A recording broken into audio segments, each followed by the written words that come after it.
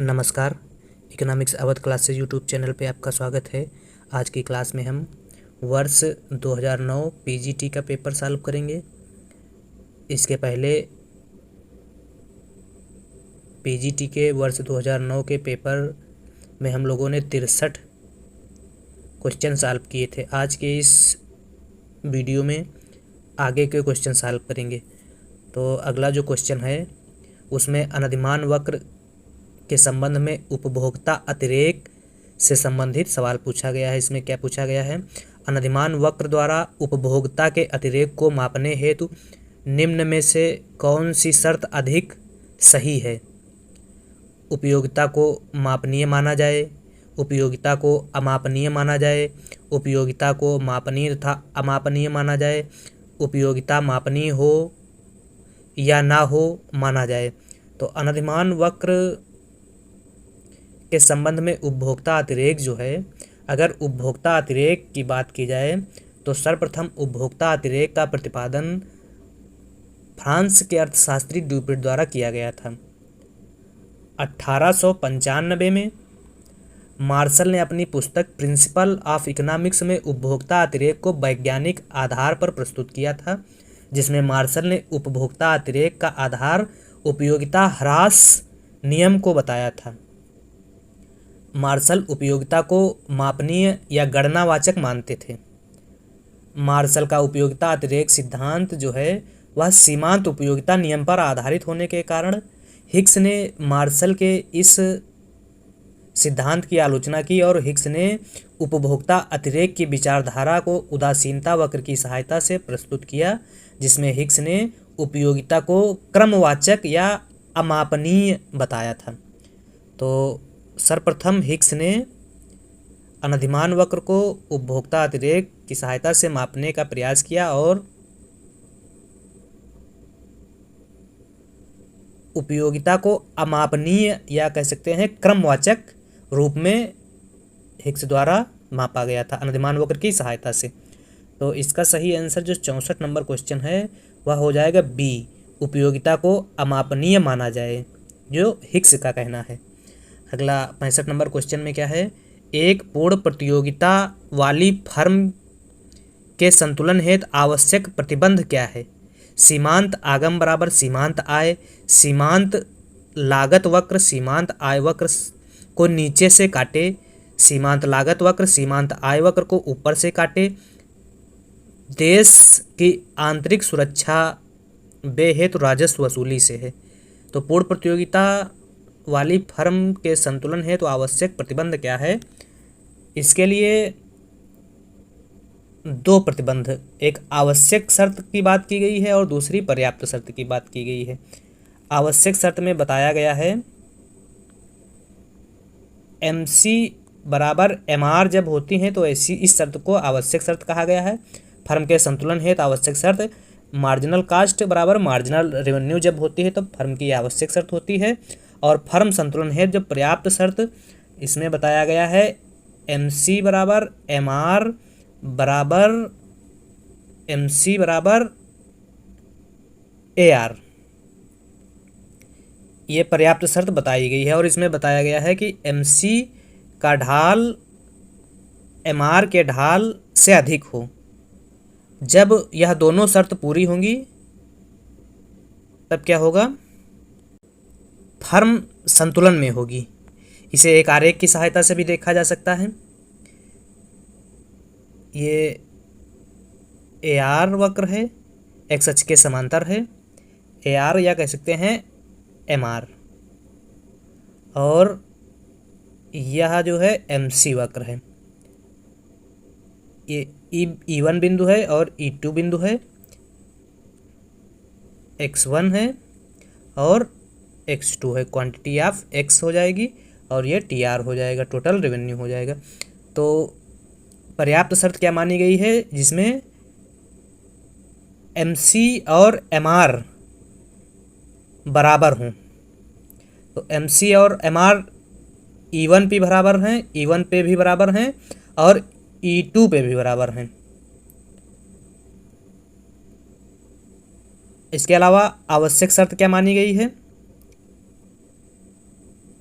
MCMRAR बराबर हों और MCAR को नीचे से काटें,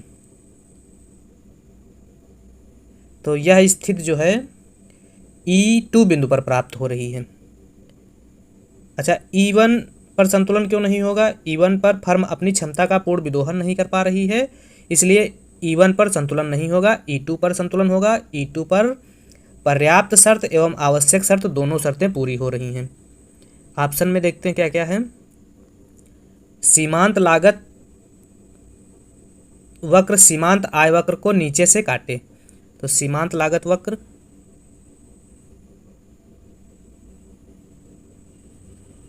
ये मार्जिनल कास्ट सीमांत लागत वक्र है।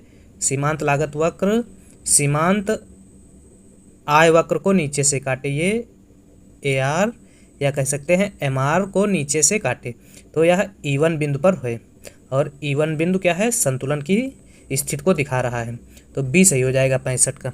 अगला 66 नंबर क्वेश्चन, टोबिन कर संबंधित है उपहार व दान से, उद्यमियों द्वारा अर्जित आय से, विदेशी मुद्रा हस्तांतरण से। तो टोबिन कर जो है विदेशी मुद्रा के हस्तांतरण से संबंधित है और 1972 में जेम्स टोबिन द्वारा इस कर के प्रस्ताव का सुझाव दिया गया था। 67 नंबर क्वेश्चन, निम्नलिखित करों में से किसे भारत में कागजी कर के रूप में जाना जाता है? उपहार कर, संपत्ति कर, प्रतिभूति हस्तांतरण कर, परिलब्धि कर। तो प्रतिभूति हस्तांतरण कर को जो है कागजी कर या पेपर टैक्स के रूप में जाना जाता है। पेपर टैक्स एक कागजी फॉर्म है जहां करदाता अपनी कर योग्य आय, कटौती और कर भुगतान की घोषणा करते हैं। यह घोषणा प्रतिभूति हस्तांतरण आय बचत से ब्याज के माध्यम से की जाती है। तो प्रतिभूति हस्तांतरण को कागजी कर या पेपर टैक्स के रूप में भी जाना जाता है भारत में। 67 सही है। 68 नंबर क्वेश्चन, 12वें वित्त आयोग द्वारा संघीय करों के राज्यों में बंटवारे के लिए सर्वाधिक भारांश किस मानक को दिया गया है? जनसंख्या, भौगोलिक क्षेत्रफल, प्रति व्यक्ति आय, कर। तो 12वें वित्त आयोग में सर्वाधिक मानक जो है वह प्रति व्यक्ति आय को दिया गया था और वर्तमान में 15वां वित्त आयोग चल रहा है। तो 15वें वित्त आयोग का समय जो है वह 2020-21 से 2026 तक है, जिसमें विभिन्न मानदंडों के भारांश को अगर देखा जाए तो आय अंतर के आधार पर भारांश जो है वह 45% दिया गया है 15वें वित्त आयोग में।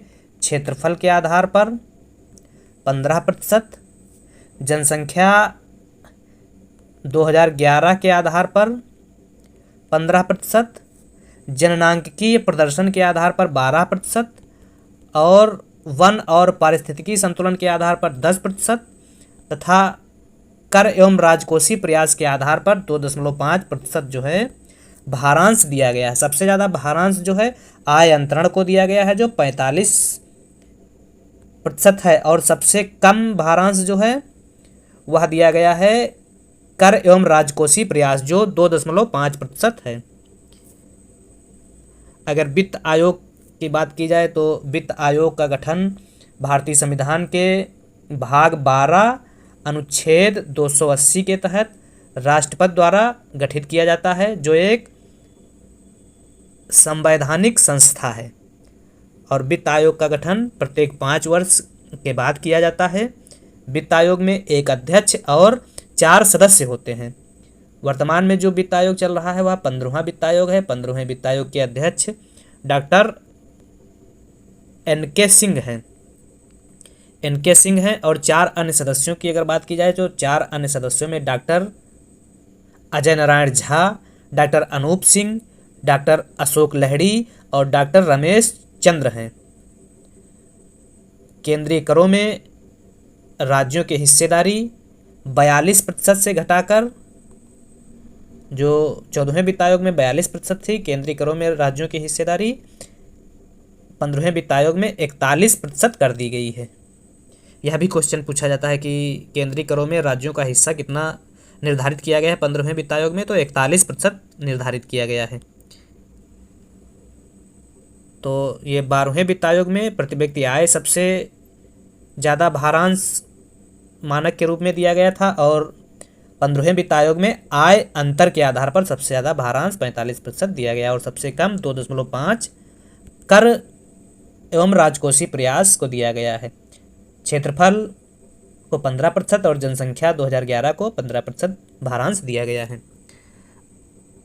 अगला जो क्वेश्चन है वह है 69 नंबर। भारत में विदेशी विनिमय दर से संबंधित 1990 के दशक में उठाए गए निम्नलिखित कदमों को कालक्रम व्यवस्थित कीजिए।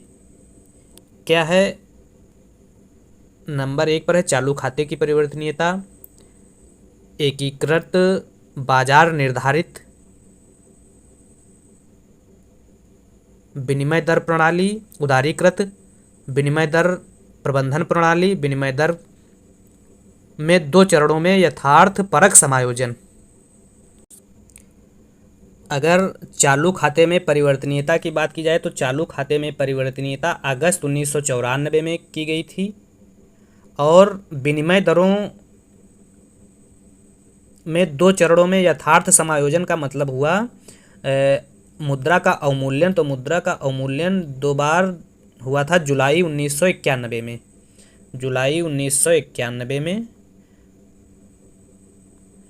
इसके बाद ये एकीकृत बाजार निर्धारण विनिमय दर प्रणाली, एकीकृत बाजार निर्धारण विनिमय दर प्रणाली जो है मार्च 1993 में अपनाई गई थी, और उदारीकृत विनिमय दर प्रबंधन प्रणाली जो है यह मार्च 1992 में अपनाई गई थी, मार्च 1992। तो 1991, 92, 93, 94।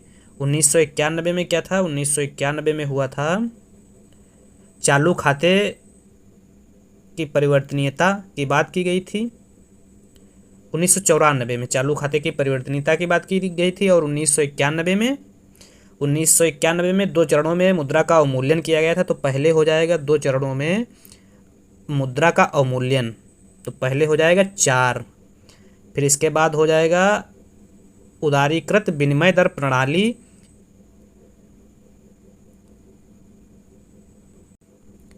मार्च 1992 उदारीकृत विनिमय दर प्रणाली 3 हो जाएगा। इसके बाद हो जाएगा एकीकृत बाजार निर्धारण विनिमय दर प्रणाली, यह हो जाएगा मार्च 1993 में, तो यह हो जाएगा 2 नंबर। और फिर उसके बाद चालू खाते की परिवर्तनीयता 1994 में हुई थी, तो यह 1 हो जाएगा। तो बढ़ते क्रम हो जाएगा 1991, 92, 93, 94। तो 69 का बी ऑप्शन सही हो जाएगा। 70 नंबर क्वेश्चन, निम्नलिखित में से किसे रूपांतरण वक्र द्वारा व्यक्त नहीं किया जा सकता है? साधन कीमत को, अवसर लागत को, चुनाव को, दुर्लभता को।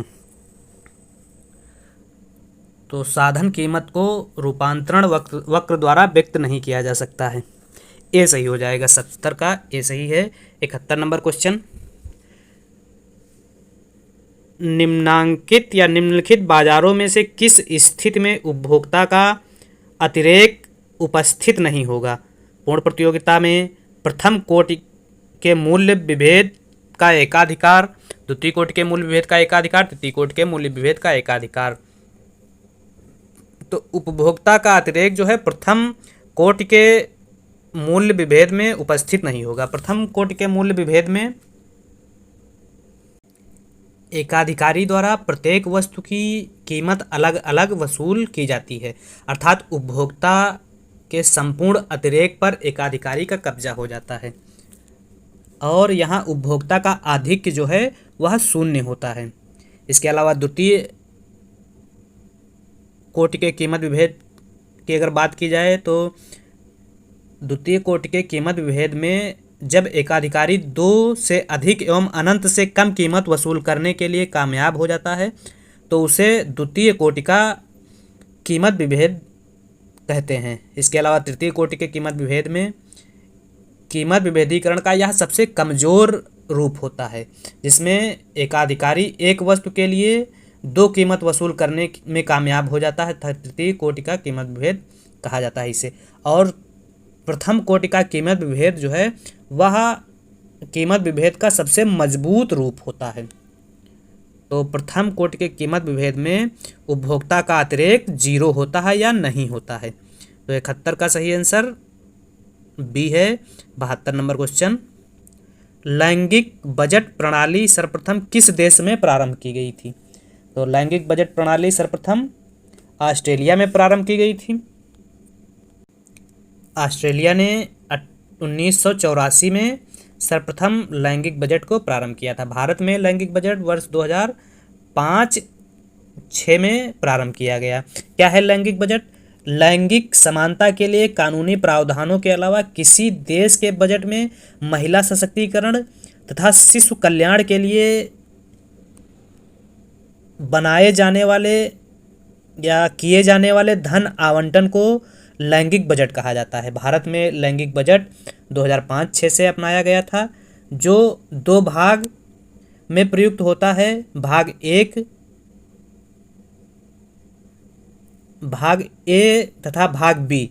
भाग ए में महिलाओं के कल्याण से संबंधित ऐसी योजनाओं का उल्लेख होता है जिसमें महिला कल्याण के लिए 100% धन आवंटित किया जाता है, तथा भाग बी में वैसी योजनाओं का उल्लेख किया जाता है जिसमें महिला कल्याण हेतु कम से कम 30% धन का आवंटन किया जाता है।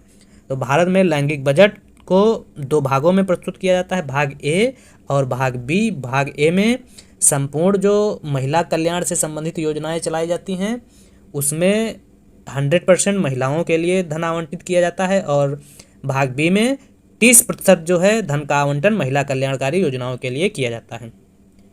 तो ऑस्ट्रेलिया जो है सबसे पहले लैंगिक बजट प्रारंभ करने वाला देश है। 72 ए सही हो जाएगा।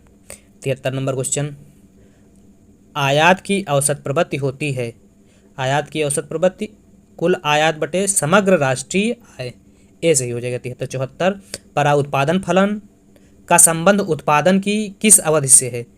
बाजार अवधि, अल्प अवधि, दीर्घ अवधि, अति दीर्घ अवधि। तो परा उत्पादन फलन का संबंध उत्पादन की अति दीर्घ अवधि से है।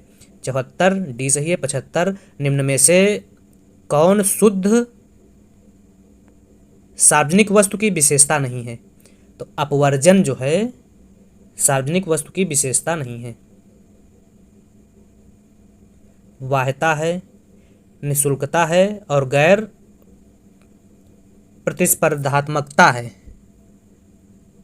किसी भी व्यक्ति को शुद्ध सार्वजनिक वस्तु के उपभोग से वंचित या अपवर्जित नहीं किया जा सकता है। तो कह सकते हैं विशेषताओं में कि शुद्ध सार्वजनिक वस्तुओं की विशेषताओं में अपवर्जन का नियम लागू नहीं होता है, सबको समान लाभ प्राप्त करने का अवसर होता है या सभी को समान लाभ मिलता है, उपभोग के संबंध में उपभोक्ताओं में परस्पर प्रतिद्वंदिता नहीं होती है, सार्वजनिक वस्तुएं निःशुल्क उपलब्ध होती हैं और बजट के माध्यम से सार्वजनिक वस्तुओं की व्यवस्था सरकार द्वारा कराई जाती है। तो अपवर्जनीयता का जो सिद्धांत है वह सार्वजनिक वस्तुओं के संबंध में लागू नहीं होता, किसी को उपभोग से वंचित नहीं किया जा सकता है। अगला 76 नंबर क्वेश्चन, निम्नलिखित में से किस समीकरण में m एक प्रवाह चर है? mv बराबर pt में m क्या है? एक प्रवाह चर है। mv बराबर pt फिशर का समीकरण है।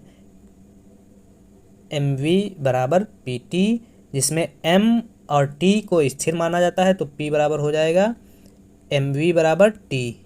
ये p और t कांस्टेंट हो जाएंगे, जिसमें t कुल उत्पादन की मात्रा को बताता है, t कुल उत्पादन की मात्रा को बता रहा है, v क्या बता रहा है? जो कांस्टेंट है प्रचलन वेग, मुद्रा के प्रचलन वेग को बता रहा है। m मुद्रा की मात्रा या पूर्ति को बता रहा है। जो एक प्रवाह चर है। एम को फिशर सक्रिय या प्रवाह चर के रूप में मानते हैं। पी कीमत स्तर को बता रहा है, जिसको फिशर पी को क्या मानते हैं, एक अक्रिय चर के रूप में स्वीकार करते हैं। फिशर अन्य बातों के स्थिर रहने पर मानते हैं कि मुद्रा की मात्रा एवं कीमत में प्रत्यक्ष तथा अनुपातिक संबंध पाया जाता है। एम वी बराबर पी टी में वी और टी को कांस्टेंट माना गया है, जिसमें टी कुल उत्पादन मात्रा को, वी प्रचलन वेग को, एम मुद्रा की मात्रा एवं पूर्ति को बताता है जो एक प्रवाह चर है, तथा एम को फिशर सक्रिय चर मानते हैं, तथा पी कीमत स्तर को बताता है जिसे फिशर अक्रिय चर के रूप में स्वीकार करते हैं। पी को अक्रिय चर के रूप में स्वीकार करते हैं। तो एम वी बराबर पी टी में एम को एक प्रवाह चर के रूप में माना गया है। एम प्रवाह चर है। 76 ए सही है। 77 प्रत्याशा की लोच निम्न में से किसकी माप है। तो प्रत्याशा की लोच जो है ऑप्शन देख लेते हैं। वांछित वृद्धि दर, प्रत्याशित निर्यात वृद्धि दर, प्रत्याशित बेरोजगारी दर, प्रत्याशित मुद्रास्फीति दर। तो प्रत्याशा की लोच जो है प्रत्याशित मुद्रास्फीति दर की बात करता है। 77 डी सही है।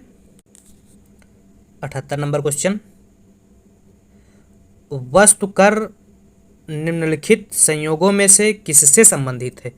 सीमा शुल्क एवं उत्पाद शुल्क, सीमा शुल्क तथा बिक्री कर, उत्पाद शुल्क तथा बिक्री कर, उत्पाद शुल्क तथा सेवा कर। तो वस्तु कर का मतलब गुड्स टैक्स, उत्पाद शुल्क एवं बिक्री कर से संबंधित है। 78 सी सही है। 79 नंबर क्वेश्चन, सार्वजनिक व्यय के किस सिद्धांत को सत्ता में बने रहने का सिद्धांत कहा जाता है। तो मत पेटी का सिद्धांत जो है सार्वजनिक व्यय का ऐसा सिद्धांत है जिसे सत्ता में बने रहने का सिद्धांत कहा जाता है। निम्नलिखित में से कौन वास्तविक प्रयोज्य आय को मापता है। तो वास्तविक प्रयोज्य आय का सूत्र होता है वैयक्तिक आय माइनस प्रत्यक्ष कर बटे कीमत स्तर। वैयक्तिक आय या कह सकते हैं आय माइनस प्रत्यक्ष कर बटे कीमत स्तर। डी ऑप्शन में है, डी सही हो जाएगा।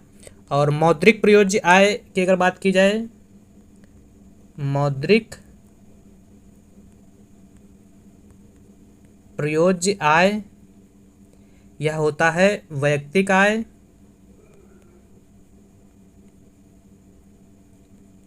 माइनस प्रत्यक्ष कर। वैयक्तिक आय माइनस प्रत्यक्ष कर। मौद्रिक प्रयोज्य आय का सूत्र होता है वैयक्तिक आय माइनस प्रत्यक्ष कर। तो 80 का सही आंसर हो जाएगा डी। अगला 81 नंबर क्वेश्चन, सर्वप्रथम किसने प्रदर्शित किया कि मांग वक्र को अनधिमान वक्रों की सहायता से व्युत्पन्न किया जा सकता है। Edgeworth, Pareto, Hicks, Walras. तो हिक्स ने सर्वप्रथम प्रदर्शित किया कि मांग वक्र को अनधिमान वक्र की सहायता से व्युत्पन्न किया जा सकता है। इसके अलावा उपयोगिता के संख्यात्मक माप पर जो है अनधिमान वक्र का प्रतिपादन सबसे पहले एजवर्थ द्वारा 1881 में किया गया था। एजवर्थ ने कौन सा सिद्धांत दिया अनधिमान वक्र के संबंध में? संख्यावाचक उपयोगिता के संख्यावाचक माप के संबंध में अनधिमान वक्र का प्रतिपादन किया। इसके बाद उपभोक्ता संस्थिति के संबंध में या उपभोक्ता संतुलन के संबंध में आईसी वक्र का प्रयोग फिशर ने 1891 में आईसी वक्र का प्रयोग किया। एजवर्थ और फिशर संख्यावाचक माप के संबंध में अपने दृष्टिकोण देते हैं और सबसे पहले क्रमवाचक परिकल्पना के रूप में आईसी वक्र का प्रयोग पैरेटो द्वारा 1906 में किया गया था तथा हिक्स एवं एलन ने 1934 में उपभोक्ता व्यवहार के क्रमवाचक सिद्धांत का विश्लेषण किया था, जो मांग वक्र को अनधिमान वक्र की सहायता से व्युत्पन्न करता था। तो हिक्स ऑप्शन हो जाएगा, हिक्स सही हो जाएगा 81। 82 का कलह बाजार की संकल्पना निम्नलिखित में से किस बाजार से संबंधित है? स्वतंत्र प्रवेश सहित एकाधिकार, प्रतिबंधित प्रवेश सहित एकाधिकार, स्वतंत्र प्रवेश सहित एकाधिकार, प्रतिबंधित प्रवेश सहित एकाधिकार। तो सी ऑप्शन स्वतंत्र प्रवेश सहित एकाधिकार सही हो जाएगा। 82 सी सही है। 83 किसी विशिष्ट विषय से संबंधित समस्त प्रासंगिक तथ्यों को एक साथ संग्रहित करने वाले अर्थशास्त्र को क्या कहा जाता है? अनुप्रयोगात्मक अर्थशास्त्र, सैद्धांतिक अर्थशास्त्र, वर्णनात्मक अर्थशास्त्र, विश्लेषणात्मक अर्थशास्त्र। तो किसी विशिष्ट विषय से संबंधित समस्त प्रासंगिक तथ्यों को एक साथ संग्रहित करने वाले अर्थशास्त्र को विश्लेषणात्मक अर्थशास्त्र कहा जाता है। 83 डी सही है। 84 एकाधिकार का परिणाम प्रायः होता है प्रावैगिक तथा तकनीक कुशलता, प्रावैगिक तथा आवंटनीय कुशलता, आवंटनीय तथा तकनीक कुशलता, आवंटनीय तथा तकनीक अकुशलता। तो एकाधिकार का परिणाम जो है आवंटनीय तथा तकनीक अकुशलता होता है। एकाधिकार की कुछ विशेषताएं हैं, जान लेते हैं क्या क्या विशेषताएं हैं। जिस बाजार में वस्तु का एक विक्रेता हो तथा क्रेता अधिक हो, ऐसी बाजार को एकाधिकार बाजार कहा जाता है। या कह सकते हैं जिस बाजार में मांग की आड़ी लोच शून्य हो, उस बाजार को एकाधिकार बाजार कहा जाता है। या चैम्बरलिन ने एकाधिकार बाजार की परिभाषा देते हुए बताया, बाजार की वह दशा जहां केवल एक विक्रेता या एक फर्म होती है, ऐसी स्थिति को या ऐसी बाजार को एकाधिकारी प्रतियोगी बाजार कहा जाता है। रॉबिन्सन कहते हैं जिस बाजार में मांग की लोच इकाई से कम होती है, उसे एकाधिकार बाजार कहा जाता है। तो एकाधिकार बाजार में केवल एक विक्रेता होता है तथा मांग की ढाल लोच ऋणात्मक या इकाई से कम होती है। ईपी क्या होती है? इकाई से कम होती है। मांग की आड़ी लोच क्या होती है? 0 होती है। क्यों? क्योंकि स्थानापन्न वस्तु उपलब्ध नहीं होते। वस्तु की पूर्ति पर विक्रेता का पूर्ण नियंत्रण होता है। एकाधिकार में पूर्ति वक्र का अभाव होता है तथा एकाधिकारी फर्म कीमत निर्माता होती है। फर्म का उद्देश्य लाभ को अधिकतम करना होता है। फर्म वही कीमत निर्धारित करती है जहां लाभ अधिकतम होता है। जहां पर MR/MC बराबर होती है, वहीं पर फर्म का लाभ अधिकतम होता है। इसके अलावा एकाधिकारी में कीमत विभेदीकरण की विशेषता पाई जाती है। कीमत विभेदीकरण क्या है? जब एक एकाधिकारी या विक्रेता अपनी एक ही वस्तु के लिए अलग अलग उपभोक्ताओं से भिन्न भिन्न कीमत वसूलने में सफल हो जाता है, तो ऐसी कंडीशन को या ऐसी स्थिति को कीमत विभेदीकरण कहा जाता है। कीमत विभेदीकरण के लिए कुछ शर्तें हैं। एकाधिकार की स्थिति हो, बाजार कम से कम 2 हिस्सों में बटा हो, दोनों बाजार में मांग की लोच भिन्न भिन्न हो, एकाधिकारी द्वारा बेची गई वस्तु अहस्तांतरणीय हो, वस्तु का स्थानापन्न ना हो तथा बाजार दूर दूर हो और सूचना ना हो, उपभोक्ता को बाजार की किसी प्रकार की सूचना ना हो।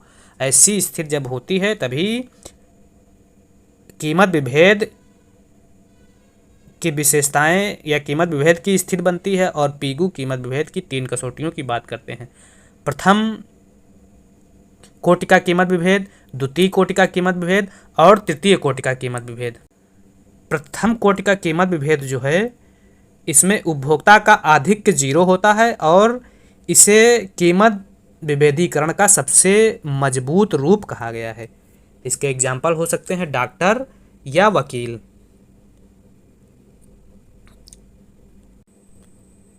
85 नंबर क्वेश्चन, आर्थिक सिद्धांत में मांग की लोच की संकल्पना का प्रयोग सर्वप्रथम किसने किया? मिल, मार्शल, विक्सेल, विक्सटीड। तो आर्थिक सिद्धांत में मांग की लोच की संकल्पना का सर्वप्रथम प्रयोग मार्शल द्वारा किया गया था। मार्शल बी ऑप्शन में है, बी सही है। मार्शल मांग की लोच की संकल्पना का प्रतिपादन प्रिंसिपल ऑफ इकोनॉमिक्स नामक किताब में करते हैं, जिसमें इन्होंने मांग की लोच को एक मात्रात्मक संकल्पना के रूप में परिभाषित किया और मांग की लोच की परिभाषा देते हुए बताया कि किसी वस्तु की कीमत में होने वाले प्रतिशत परिवर्तन से मांगी गई मात्रा में होने वाले प्रतिशत परिवर्तन के बीच संबंध को व्यक्त करता है।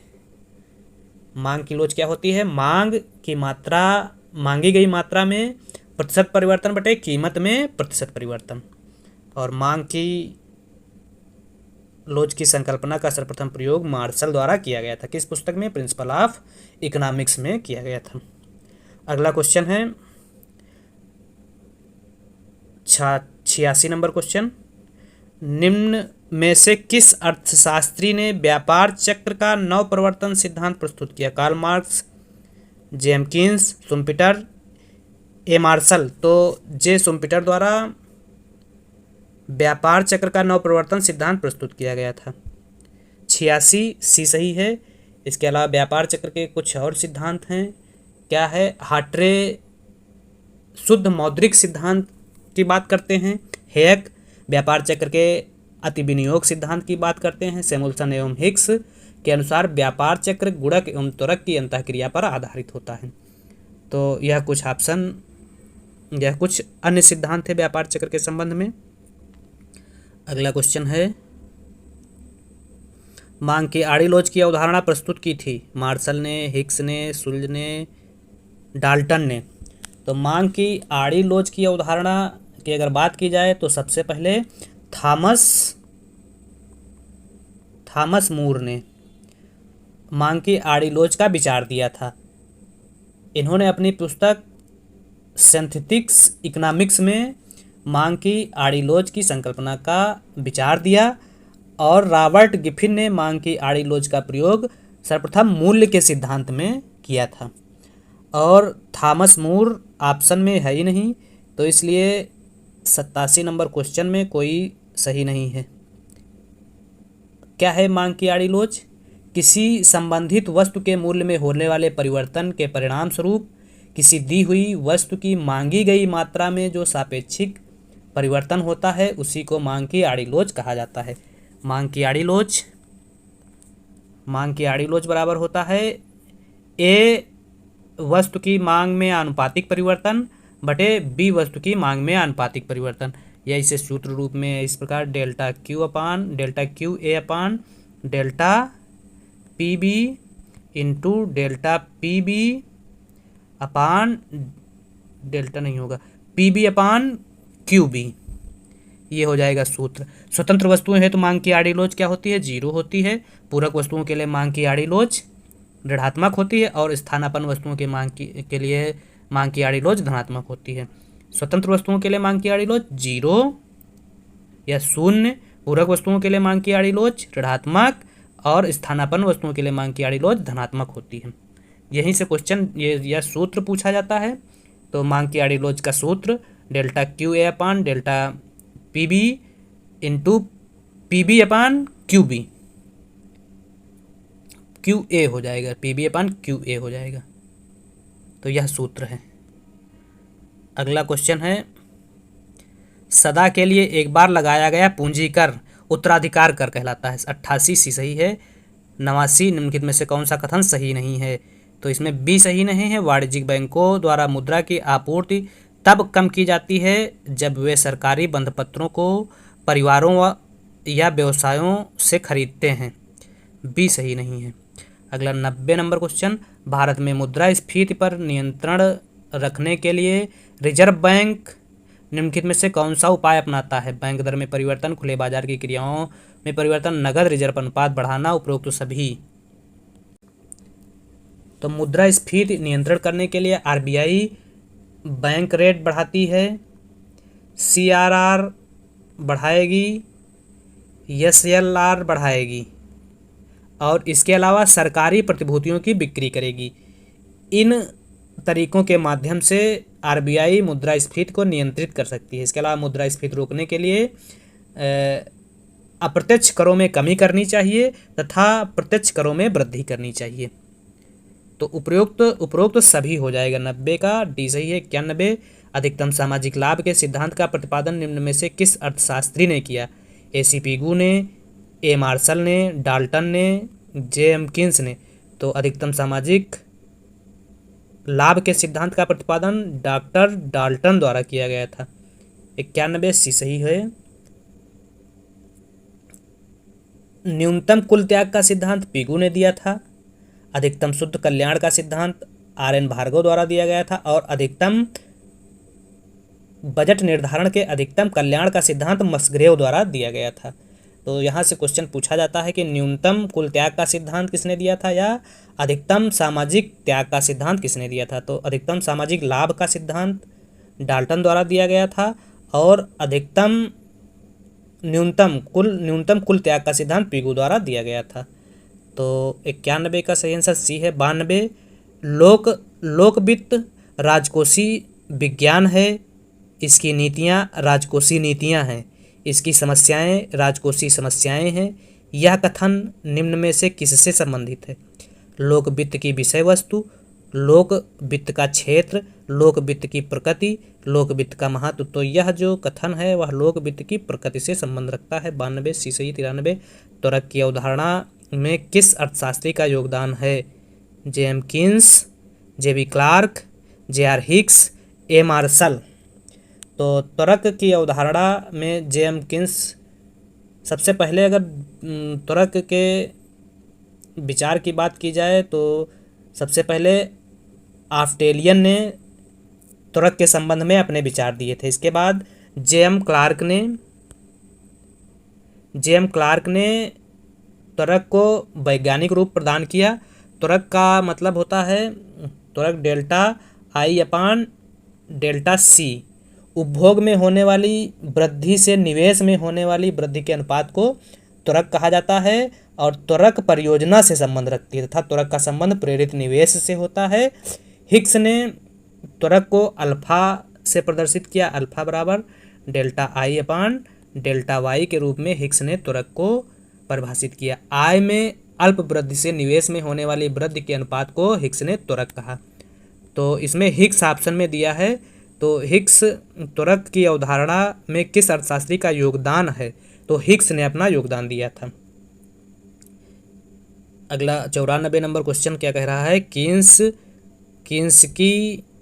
कीन्स के रोजगार सिद्धांत में पूर्ण रोजगार का अर्थ है श्रम का पूर्ण रोजगार, प्राकृतिक संसाधनों का पूर्ण रोजगार, पूंजी का पूर्ण रोजगार, सभी संसाधनों का पूर्ण रोजगार। तो कीन्स के रोजगार सिद्धांत में रोजगार का मतलब होता है सभी संसाधनों को पूर्ण रोजगार। कीन्स के सिद्धांत में कुछ निष्कर्ष हैं। रोजगार एवं आय के सिद्धांत में क्या निष्कर्ष हैं। कीन्स के अनुसार आय व रोजगार स्तर का निर्धारण वहाँ होता है जहाँ समग्र मांग एवं समग्र पूर्ति आपस में बराबर होते हैं। समग्र मांग के अंतर्गत उपभोग, निवेश, सरकारी खरीद एवं शुद्ध निर्यात को रखा जाता है तथा समग्र पूर्ति के अंतर्गत समग्र लागत पर शुद्ध राष्ट्रीय उत्पाद, लगान, मजदूरी, ब्याज, लाभ को रखा जाता है।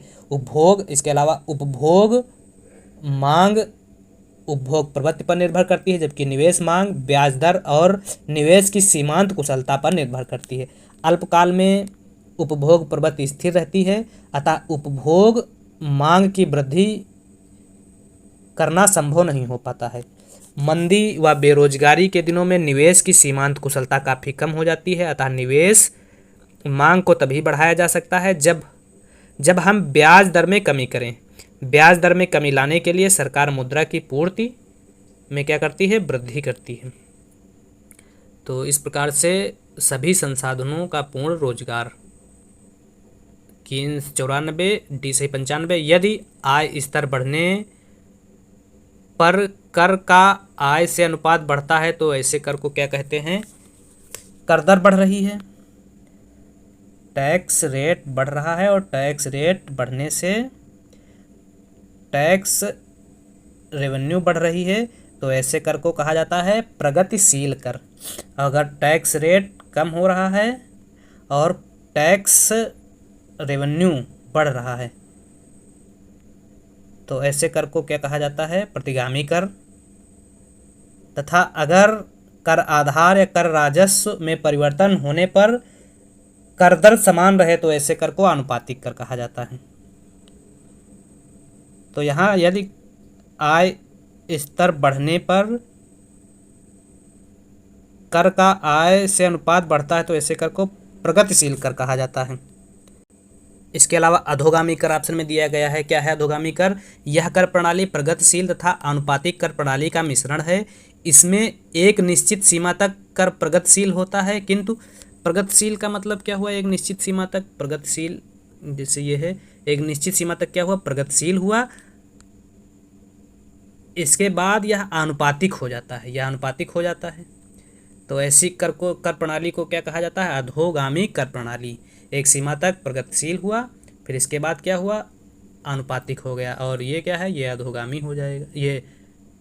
ये अधोगामी हो गया और ये प्रतिगामी हो जाएगा।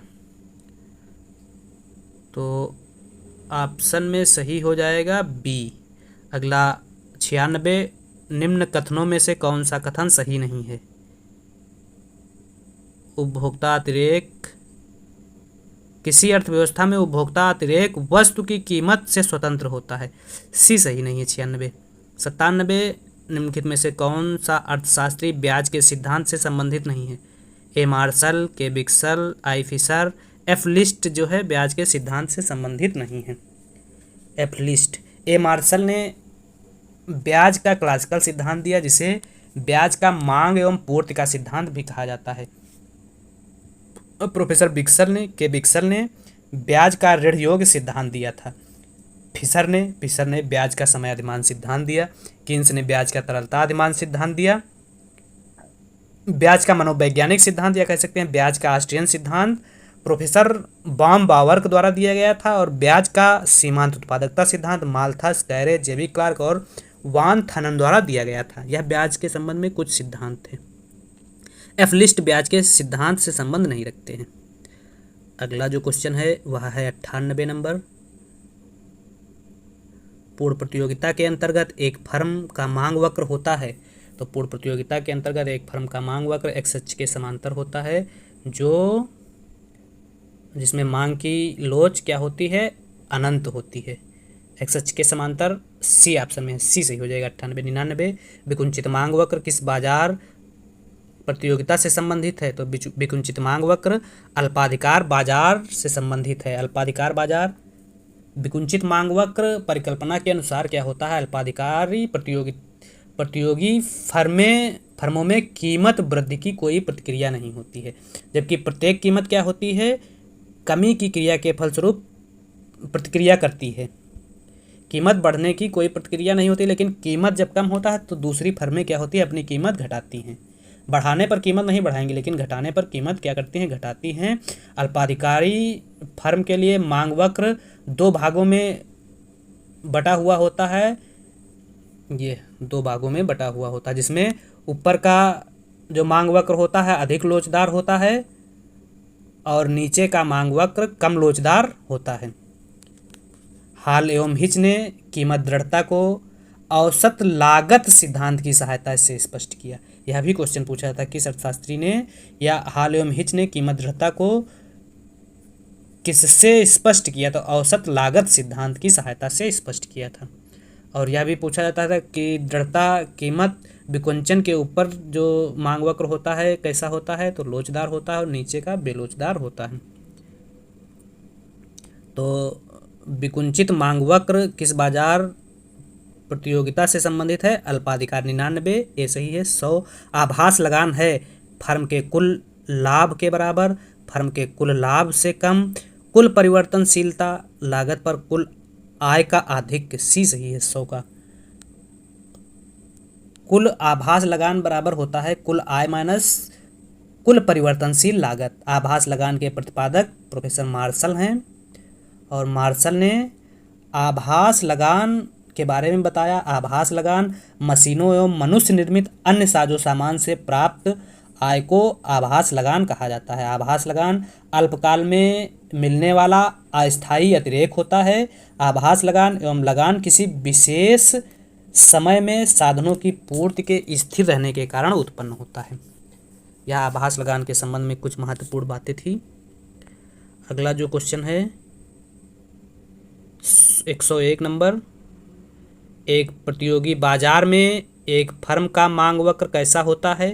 तो एक प्रतियोगी बाजार में फर्म का मांग वक्र पूर्ण प्रतियोगिता या प्रतियोगी बाजार में क्षैतिज होता है, एक्स अक्ष के समांतर होता है। ए ऑप्शन सही है 101। 100 सीमांत आय शून्य होती है यदि मांग लोच क्या होगी, एक से कम होगी, एक के बराबर होगी, एक से अधिक होगी, शून्य होगी। तो सीमांत आय शून्य होती है यदि मांग की लोच क्या होगी, तो इसको आरेख की सहायता से बनाया जा सकता है। ये MR मार्जिनल रेवेन्यू, AR या कह सकते हैं D, ये जब शून्य है E बराबर 0 हो जाएगी, E बराबर 1 होगी, 1, E लेस देन 1 हो जाएगी, E अनंत हो जाएगी और E बराबर 0 हो जाएगी। तो जब सीमांत आय शून्य है, मार्जिनल रेवेन्यू जब शून्य है, तो E मांग की लोच क्या होगी, 1 के बराबर होगी। जहाँ पर MR बराबर 0 होगी,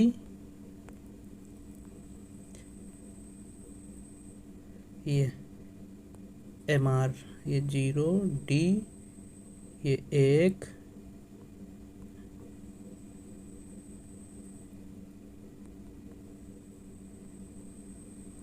जहाँ पर MR बराबर 0 होगी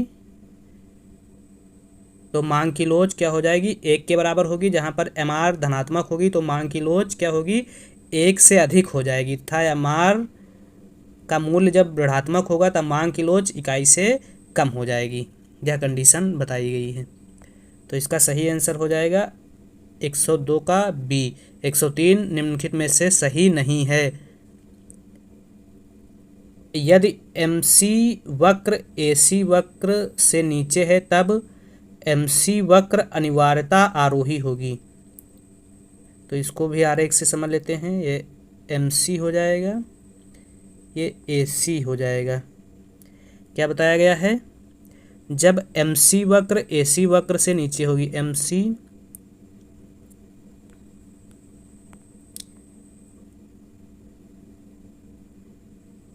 ये MC हो जाएगा, ये AC हो जाएगा।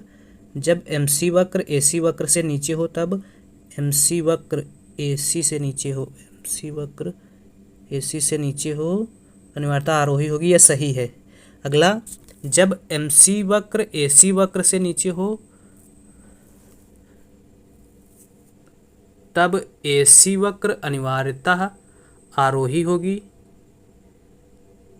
तो दोनों ऑप्शन सेम है, बी भी सही है।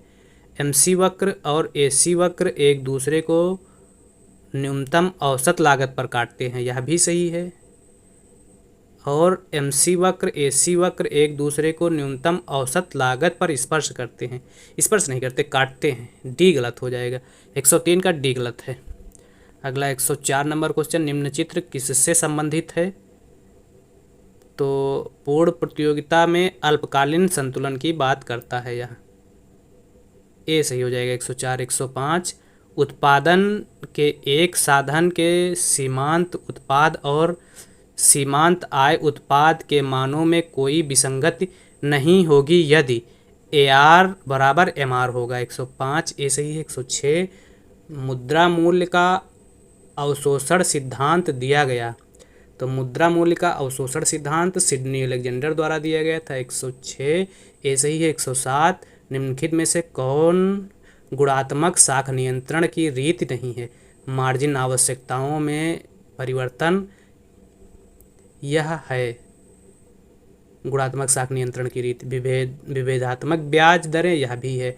नैतिक दबाव यह भी है। नगद आरक्षी अनुपात CRR यह परिमाणात्मक साख नियंत्रण की रीति है, तो यह नहीं है। 107 डी सही है। इसके अलावा साख रसनिंग या साख नियमन जो है गुणात्मक साख नियंत्रण की रीति है, तथा साख प्रचार प्रसार साख नियंत्रण गुणात्मक साख नियंत्रण की रीति है। अगर परिमाणात्मक साख नियंत्रण की बात की जाए तो परिमाणात्मक साख नियंत्रण में बैंक दर, CRR SLR, reverse repo rate और रेपो रेट तथा खुले बाजार की क्रियाएं जो हैं परिमाणात्मक साख नियंत्रण की विधियां हैं। अगला 108 नंबर क्वेश्चन, सरकार की चालू राजकोषीय स्थिति का बेहतर संसूचक है राजस्व घाटा, राजकोषीय घाटा, बजटीय घाटा, प्राथमिक घाटा। तो सरकार की चालू राजकोषीय स्थिति का बेहतर संसूचक जो है प्राथमिक घाटा है। 108 डी सही है। 109 निम्न में से कौन एक केंद्र सरकार के राजस्व व्यय का अंग नहीं है? ब्याज अदायगियाँ, शिक्षा व्यय, आर्थिक राज्य सहायता, रक्षा व्यय। तो शिक्षा व्यय है जो है वह राजस्व व्यय, केंद्र सरकार के राजस्व व्यय का अंग नहीं है। शिक्षा व्यय समवर्ती सूची में आता है जिसको केंद्र और राज्य व्यय करती है। 100 बी सही है। 109 बी सही। 110 उपभोक्ता के मांग वक्र को प्राप्त किया जा सकता है तटस्थता वक्र से, लारेंज वक्र से, आय उपभोग वक्र से, कीमत उपभोग वक्र से। तो उपभोक्ता के मांग वक्र को कीमत उपभोग वक्र से प्राप्त किया जा सकता है। 110 डी सही है। 111 किसने कहा कि विदेशी व्यापार आर्थिक विकास का एक इंजन है? Adam Smith, David Ricardo, David Robertson, जेस मिल। तो डेविड रॉबर्टसन ने कहा था कि विदेशी व्यापार आर्थिक विकास का इंजन है। सी सही हो जाए 111। 112 लेखांकन की दृष्टि से स्वतंत्र भारत में भुगतान संतुलन के संबंध में क्या सत्य है? सदैव धनात्मक रहता है, सदैव ऋणात्मक रहता है, सदैव संतुलन में रहता है, आर्थिक सुधारों के पहले ऋणात्मक और उसके बाद धनात्मक होता है। तो लेखांकन की दृष्टि से भुगतान संतुलन जो है सदैव संतुलन में रहता है। क्या है भुगतान संतुलन? एक देश का शेष विश्व के साथ चालू खाते तथा पूंजी खाते में लेनदारियों तथा देनदारियों का लेखा जोखा भुगतान शेष कहलाता है। इसमें चालू खाता दृश्य तथा अदृश्य व्यापार से मिलकर बनता है, जबकि पूंजी खाता पूंजी के लेन देन को व्यक्त करता है। लेखांकन की दृष्टि से भुगतान संतुलन सदैव संतुलित रहता है। चालू खाते भुगतान शेष के चालू खाते के घटकों में वस्तुओं के आयात निर्यात को, सेवाओं के आयात निर्यात को एवं चालू हस्तांतरण को रखा जाता है, जबकि भुगतान शेष के पूंजी खाते में उधार या विदेशी सहायता, विदेशी निवेश, एनआरआई जमाओं को रखा जाता है। तो भुगतान लेखांकन की दृष्टि से स्वतंत्र भारत का भुगतान संतुलन के संबंध में जो सही कथन है वह है भुगतान शेष या भुगतान संतुलन जो है सदैव संतुलन में रहता है। 112 सी सही हो जाएगा। अगर व्यापार शेष पूछा जाए तो व्यापार शेष हमेशा अनबैलेंस्ड असंतुलन में रहता है। भुगतान शेष हमेशा संतुलन में रहता है और व्यापार शेष हमेशा असंतुलन में रहता है। मूल आर्थिक क्रिया है उत्पादन, उपभोग, वस्तुओं और सेवाओं का क्रय विक्रय, जीडीपी में तेज वृद्धि। तो उपभोग जो है मूल आर्थिक क्रिया है। 113 बी सही। 114 कीमत विभेद समाज के लिए हानिप्रद है, सही है, हानिप्रद तो है ही है। समाज के लिए हानिप्रद है, यह भी सही है। ये दोनों ऑप्शन सेम है। गरीबों के लिए हानिप्रद सही है, डी सही हो जाएगा। 114 डी सही है। 115 नंबर क्वेश्चन, किस बाजार संरचना में किसी फर्म का मांग वक्र उसका औसत आगम व सीमांत आगम वक्र होता है? तो पूर्ण प्रतियोगिता बाजार में किसी फर्म का मांग वक्र उसका औसत आगम और सीमांत आगम वक्र होता है। 115 ए सही है।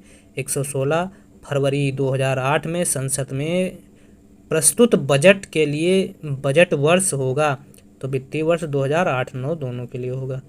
एच मुद्रा कहलाती है रिजर्व मुद्रा, आधार मुद्रा, रिजर्व मुद्रा व आधार मुद्रा, इनमें से कोई नहीं। तो एच मुद्रा रिजर्व मुद्रा कहलाती है, रिजर्व व आधार मुद्रा कहलाती है। ऋणात्मक सीमांत उपयोगिता की प्रारंभिक अवस्था में कुल उपयोगिता बढ़ती है, यह प्रारंभिक अवस्था ये हो जाएगी। कुल उपयोगिता शून्य होती है, कुल उपयोगिता धनात्मक होती है, कुल उपयोगिता ऋणात्मक होती है, तो कुल उपयोगिता धनात्मक होती है, डी सही हो जाएगा। अगर कुल उपयोगिता और सीमांत उपयोगिता में संबंध की बात की जाए